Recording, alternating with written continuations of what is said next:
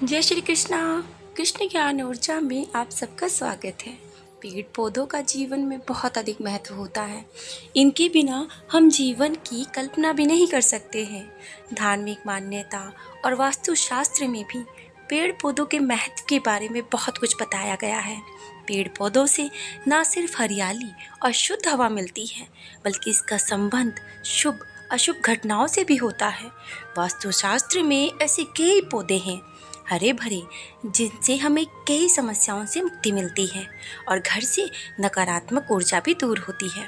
हिंदू धर्म में तुलसी समेत कई ऐसे पौधे हैं जिन्हें पवित्र और पूजनीय माना गया है, जिनकी प्रतिदिन पूजा की जाती है और शुभ मांगलिक कार्य, धार्मिक अनुष्ठानों में इन पौधों का अपना एक विशेष महत्व माना गया है। कहते हैं जिस घर में ये पौधे हरे भरे रहते हैं वहाँ कभी भी धन हानि नहीं होती, कोई भी परेशानियों का सामना नहीं करना पड़ता और ऐसे घर में माँ लक्ष्मी जी का सदैव ही वास होता है। वास्तुशास्त्र के अनुसार इन पौधों का अचानक सूखना या मुरझा जाना बहुत ही ज़्यादा अशुभ माना गया है और भविष्य में होने वाली अशुभ घटनाओं की ओर भी ये इशारा करते हैं। यदि पर्याप्त देखभाल ना मिले और ये पौधे सूख जाएं तो भी इन्हें बहुत ही ज़्यादा अशुभ माना गया है। और आप इनकी पर्याप्त देखभाल कर रहे हैं, उसके बावजूद भी ये पौधे सूख रहे हैं, तो इसका प्रभाव आपकी तरक्की, आपकी घर की सुख शांति और आर्थिक स्थिति पर पड़ सकता है। तो आइए जानते हैं घर पर किन पौधों का सूखना बहुत ही ज़्यादा अशुभ माना गया है। जिसमें पहला है तुलसी।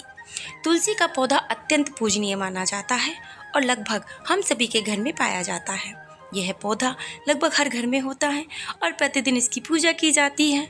माना जाता है कि जिस घर में हरी भरी तुलसी होती है वहाँ पर सुख समृद्धि और सकारात्मकता का वास होता है। इस पौधे में माँ लक्ष्मी जी का वास माना गया है। इसीलिए यदि तुलसी का पौधा अचानक सूख जाए या फिर मुरझा जाए तो इस बात का संकेत है कि माँ लक्ष्मी हमसे रूठ गई हैं। ऐसे में आपको भविष्य में धन संकट का सामना करना पड़ सकता है। यदि घर में तुलसी का पौधा पूरी तरह से सूख गया है तो इसे तुरंत हटाकर घर में नया पौधा लगाएं और नियमित रूप से उसमें जल अर्पित करके इसकी पूजा आराधना करें। घर में सूखा तुलसी का पौधा रखना भी अशुभ माना गया है।